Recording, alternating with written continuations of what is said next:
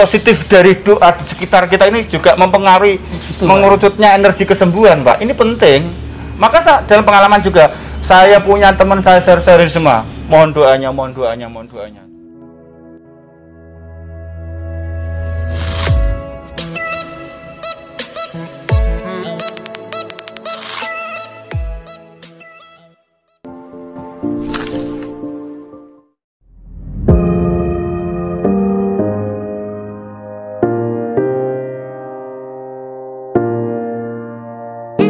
Assalamualaikum warahmatullahi wabarakatuh.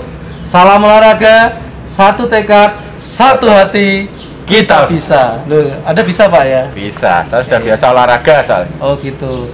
Baik, di video kali ini kita akan membahas ya hubungannya dengan PJOK juga, jasmani juga, yaitu tentang COVID-19. Karena COVID-19 saya tidak berani membuka masker karena narasumber kita pada pagi hari ini adalah salah satu penyintas dari COVID-19. Penyintas itu Pak? Penyintas itu orang yang sudah terkena, pernah terjangkit dan sembuh. Tapi jenengan sudah pernah terjangkit apa belum Pak ini? Tapi kita kenalkan dulu, nama beliau adalah Bapak Adib Jauhari. Nah ini sebagai juga rekan guru kami, yaitu guru BK di SMP Negeri 1 Sroge. Nah ini salam dulu Pak. Oke, salam olahraga untuk kita semuanya. Mudah-mudahan kita semuanya sehat semuanya. Ya. Baik, dalam kesempatan kali ini saya akan menceritakan apa yang sudah disampaikan oleh teman saya, Bapak Indro Wahyudi, bahwa saya pernah dinyatakan apa tadi istilahnya? Penyintas. Penyintas. Ada pernah terkena atau gimana Pak? Sebenarnya gini Pak, saya itu bukan terjangkit, enggak. Justru saya yang mendampingi orang-orang yang kena COVID-19 itu. Soalnya saya berpikir bahwa ketika orang sudah dinyatakan dia itu reaktif, kemudian dia itu kemudian mendapatkan perawatan, baik itu di puskesmas maupun di rumah sakit, itu jarang yang peduli begitu. Malah melarikan diri Pak. Ya. Takut semuanya, gitu loh. Gitu. Maka saya tergerak untuk bagaimana sih mensupport gitu. Kebetulan mbak saya, kakak saya tuh kena semuanya. Gitu. Berapa Pak? 3 semuanya. 3 ekor Pak? 3 orang. 3 orang ya. Kena semuanya itu. Oh gitu. Alhamdulillah sembuh semuanya ini. Sembuh semuanya. Nah, ada tip-tipnya itu. Oh gitu. Dan ini benarkah yang rumor yang beredar Pak bahwa COVID itu bisa membunuh seseorang Pak gitu Pak? Iya. Bisa Pak. Berbahaya berarti Pak penyakit. Jangankan COVID ya. Iya Pak. Anda flu biasa saja bisa terbunuh, bisa mati itu. Caranya gimana itu Pak? Ya makanya kembali lagi istilahnya itu adalah di bawah Allah Subhanahu Wa Taala itu sudah memberikan imun, ya, daya kekebalan, ya. Kalau dalam tubuh kita mungkin kita kenal dengan leukosit, sel darah putih yang berfungsi untuk melawan kuman, itu salah satunya kan begitu. Nah ini penting sekali. Ini modal utama yang sudah diberikan Allah Subhanahu Wa Taala Pak, gitu loh. Makanya kita harus bisa mengaktifkan itu, gitu. Jadi gini Pak, ini mungkin Bapak bisa menceritakan ciri-ciri Mbak atau Mas Anda yang sudah terkena COVID itu cirinya bagaimana, kemudian bagaimana cara mengatasinya, terutama kan Anda dari sisi psikologis. Kalau sisi medis kan kita serahkan kepada dokter. Bagaimana Pak itu? Untuk secara umum ciri-cirinya seperti saya lihat di gejala atau keluhan-keluhan orang sakit biasa ya, kayak misalkan badan lemas, terus panas badan meningkat kan begitu ya. Kemudian yang kalau pada COVID kan yang pada stadium tertentu mengalami hilangnya. Ada stadiumnya gitu. Ada stadiumnya. Sama seperti cancer itu kanker ya. Pada stadium istilahnya gitu ya. Dalam dunia medis ya. Itu dia kehilangan apa itu? Nggak bisa itu cuma orang sudah tahu begitu. Nah, cuman yang menjadi sorotan saya ada seperti ini. Ada beberapa orang yang dia itu reaktif atau bisa juga COVID, tapi dia kondisi badan masih oke, dalam arti mungkin usia masih muda ya. Dia bisa dengan cepat dan mudah untuk melawan COVID. Tapi bagi orang-orang yang lemah, kemudian punya penyakit bawaan, itu akan menjadi berat untuk melakukan perlawanan itu loh Pak. Iya. Gitu. Jadi menurut saya, tips saya adalah nomor 1. Yang paling penting adalah kita harus bisa mengaktifasi daya tahan tubuh kita itu melalui, kalau saya kan dari sisi psikologis gitu ya, dari sisi medis kan dokter. Kalau medis dokter, kalau sisi olahraga Pak Indro kan begitu. Betul. Kalau nomor 1 menurut saya adalah mental kita harus kita direct arahkan dengan persepsi bahwa COVID itu bisa disembuhkan satu. Nggak perlu takut yang berlebihan. Ini saya garis bawah ini ya, takut yang berlebihan. Biasanya kan kalau sudah kena COVID, wah keluarganya terus dikucilkan. Drop langsung Pak. Terus penderita sendiri akan drop. Ya. Bayangan-bayangan mau mati, meninggal, wah malaikat mau ya, gitu Pak ya. Malaikat maut itu mengerikan betul, mengerikan. Nggak bisa bayangkan sendakep kemudian digotong pakai, nggak ada yang apa? Nyelawat, nggak ada yang nahlilin kan repot. Pakai protokol kesehatan dipeteni sih. Peteni. Ya. Peti masih masukkan peti Pak. Peti. Ya. Gitu. Nah, yang penting nomor satu Pak ya, takut yang berlebihan itu harus kita hilangkan. Dan itu ada caranya Pak. Ada caranya Pak. Jangan semata-mata kamu nggak boleh takut, tapi kita nggak tahu tekniknya mengeluarkannya. Ini yang saya akan share. Ini sangat penting sekali di sini nih. Pemirsa, bagaimana teknik untuk mengatasi ketakutan ini? Tekniknya bagaimana Pak? Tekniknya gampang Pak ya. Saya penisirin loh Pak ini Pak. Penisirin Pak. Itu yang sangat penasaran kan biar ini sangat penasaran sekali nih Pak. Penasaran. Gampang sekali Pak. Ini saya share ke teman-teman semuanya dan bisa Dan ini sudah terbukti manjur Pak. 3 orang sembuh semuanya ya. Iya, testimonialnya banyak. 3 orang, Mbak 2 dan Masnya 1 sembuh semuanya. Semua. Dengan metode Pak Adib ini. Caranya gampang Pak. Yang paling mudah adalah nomor 1. Ini teknik-teknik beberapa kumpulan teknik saya gabungan jadi 1 ini Pak.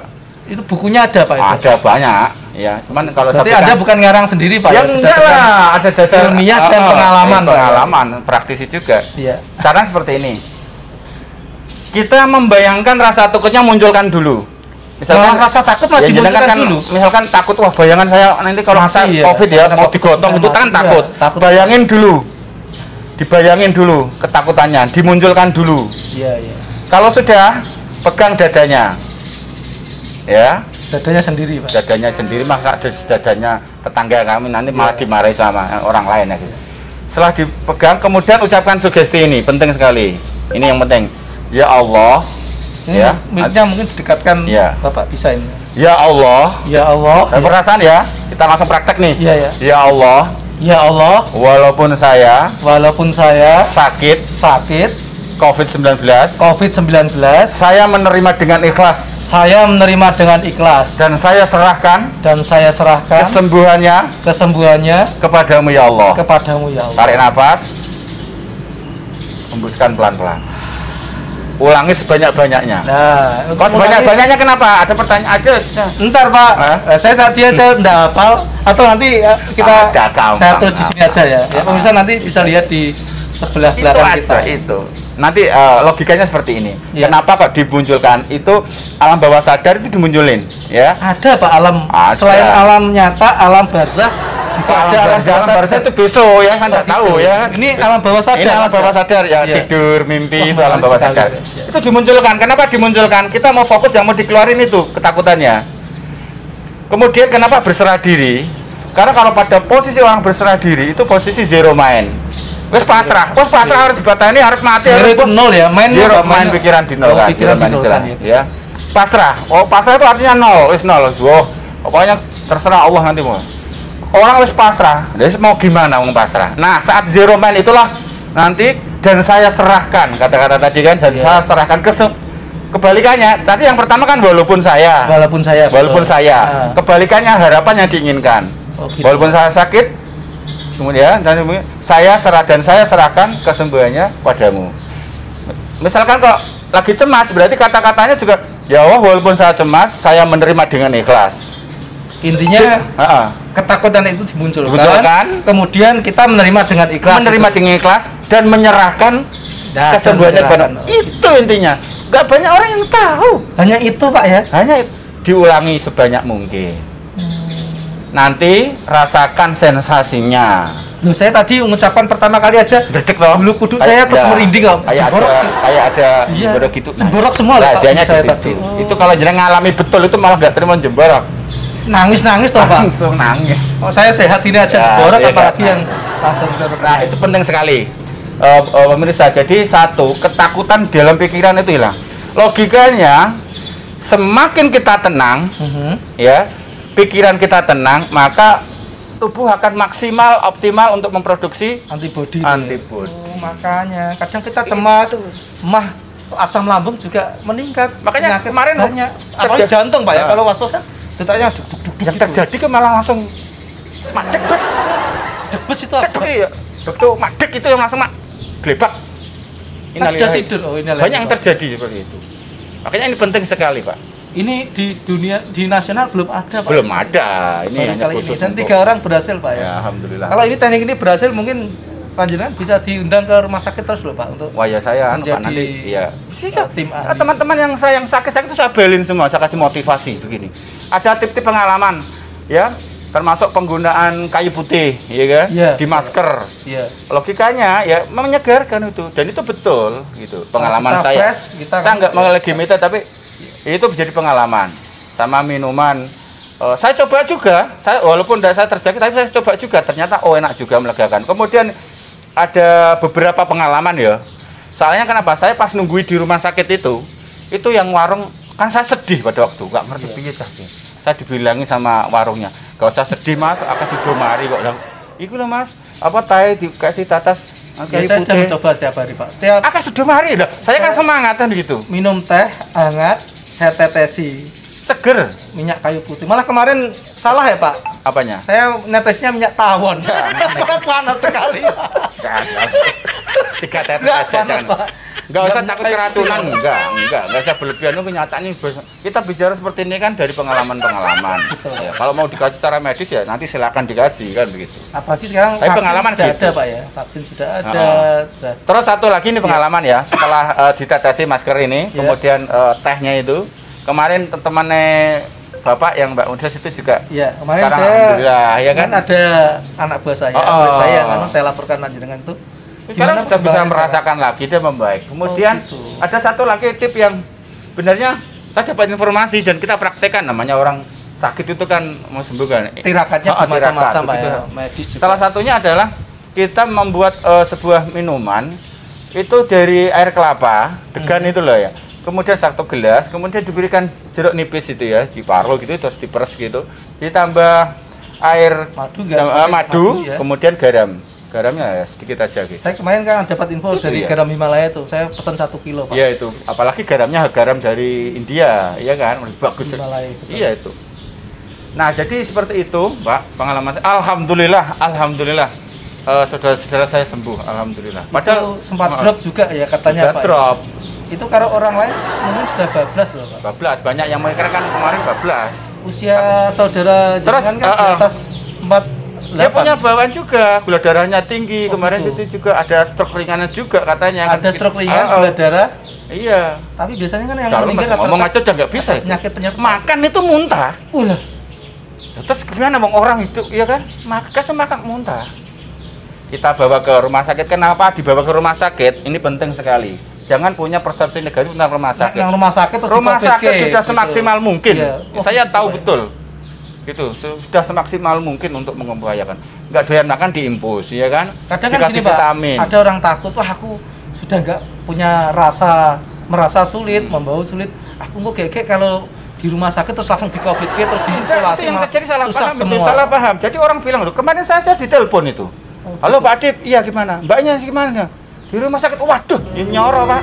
Ya, mulai pedih loh, saya ya kaget juga. Gitu. Kok iso Itu kok? yang nelpon tetangga. Ya? Tetangga dia yang merasa punya istri sudah sembuh. Udune anu ya Pak, koma kasih teh, kasih kayu putih begitu. Iya. Ya saya ambil itunya saja, kayu putihnya saja. Tapi di rumah sakit daripada di rumah nggak makan malah bahaya, Malah ya kan? bahaya, Pak. Gitu Kan loh sana yang juga terjadi. diinfus Udah juga. percaya aja sama rumah sakit. Nggak ada ceritanya kok. Rumah sakit sembuh mateni enggak. Enggak, orang-orang beriman, saudara-saudara kita yang beriman, dokter-dokter yang beriman, kita ucapkan terima Dalam kasih. kesempatan ini Anda mengucapkan terima kasih juga kepada petugas medis yang Terima kasih kepada petugas medis, teman-teman saudara semuanya, teman-teman saudara-saudara medis di Rumah Sakit Dr. Sutrasno. Terima kasih atas pelayannya. Sutrasno mana itu Pak? Ini ditonton se-Indonesia loh Pak. Rembang, Pak. Kabupaten Rembang. Kabupaten Pak, ya? Rembang, Iya. luar biasa. Serius banget dan betul-betul apa ya? Sungguh-sungguh gitu loh menangani, nggak main-main gitu. Kemudian teman-teman yang ini yang penting juga, teman-teman yang sudah ikut mensupport doa, energi positif dari doa di sekitar kita ini juga mempengaruhi Betul, mengerucutnya energi kesembuhan, Pak. Ini penting. Maka dalam pengalaman juga Saya punya teman saya share semua. Mohon doanya, mohon doanya, mohon doanya. Sebanyak-banyaknya. Di antara sekian teman-teman kita itu mungkin ada yang diijabahi gitu loh Pak, penting sekali. Memang Dan harus ini yang menarik ini ketika Anda kemarin mengantar Mbak Anda kan satu mobil, otomatis ketika Covid kan Anda juga sebagai orang yang terdekat. Kontak kan, erat. Kontak erat kan mesti ya 90% kan kena. Anda sampai sekarang sehat-sehat juga. Saya di rumah berarti kegiatan Anda di samping tadi proses isolasi mandiri Pak ya di rumah. Kemudian yang kedua sering tadi yang psikologis mengeluarkan ketakutan. Kemudian minuman tadi herbal. Putih. Kemudian kok Anda ketika saya telepon kok tidak pakai baju itu untuk apa? Oh, saya melakukan penyerapan energi matahari itu. Oh, jadi berjemur ya? Berjemur dan ya, aktivitas kayak kalau berjemur total Pak. Oh, gitu. Ya kemarin telepon saya belujat saya itu ya itu sudah. Plus olahraga juga. Olahraga, ya senam-senam ringan ya. Jadi tidak hanya duduk tengok-tengok terus sembuh aktif enggak, tapi itu. aktif. Usahalah kita. Jadi jangan meremehkan Covid dulu itu ya. Kenyataannya yang muda yang meninggal ya banyak, iya kan? Ininya juga jangan meremehkan. Jangan meremehkan sekali. Ya. Ini bukan main-main. Tapi juga jangan terlalu takut yang berlebihan. Kalau takut yang berlebihan kita harus tahu tekniknya. Kalau ada sesuatu jangan diremehkan dengan cara apa? Mawas diri. Oh gitu Pak. Ini plus ini Pak ya untuk mencegah Covid juga ada yang sudah kita lakukan ada 4M. 4M. Ya, yang pertama apa Pak? Ini memakai masker. Dari atas memakai masker. Soalnya ini dari pintu masuk pertama. Oh gitu. Harus ditutup.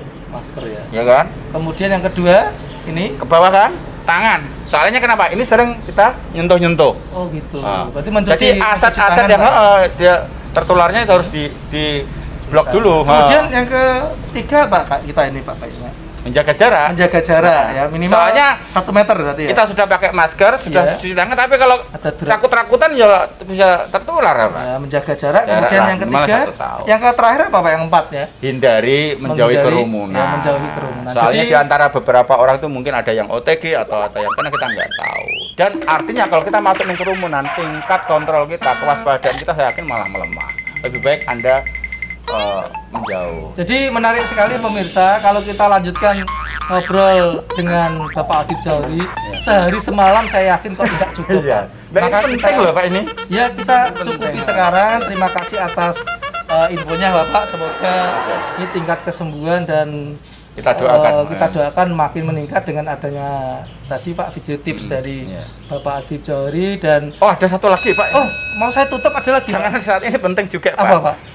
Dukungan dari keluarga itu penting Pak. Oh iya. Soalnya maaf ya, kalau kita diisolasi di rumah sakit pengalaman ya, itu keluarga kan nggak mengunjungi ya. Betul. Jadi sendirian Pak di kerangkeng di sana, di kamar sendirian. Tapi sekarang kan ada canggih Pak, sudah lewat HP video call kan bisa Pak. Iya, cuman sekarang kalau video call itu, makanya mbak saya malah tak kasih WA. Oh gitu. Malah di WA itu isinya innalillahi semuanya, malah takut. Iya, Pak. Buka WA isinya innalillahi semuanya. Cara apa malah Pak? Madek. Terus dukungan keluarga saya kasih HP poliponik itu yang jadul itu. Jadi dia sudah saja, Mbak, jam 7 saya terapi. Jam nanti makan siang saya terapi. Malam terapi. Terapinya kayak gitu tadi. Saya pastikan saya tuntun. Suara saja ya, voice sempat juga Mbak saya di hari keberapa itu ngedrop nggak doyan makan lagi. Ketika saya tanya apa? Kamar di sampingnya itu meninggal dunia. Kamarnya apa? Ya samping kayak gini ya. Kayak sini saya Mbak Anis gitu. Ini temannya saya masih hidup. Yang ini meninggal, itu ada. Jangan saya Pak yang sana. Ya maksudnya kamar sampingnya kan orang kamar takut. apa satu ruangan Pak? Satu ruangan, itu ada 2 gitu loh. Saya ini masih hidup. Teman sekamar ya. Teman sekamar. Ya sini deh. Jangan saya Pak yang sakaratul meninggal ya.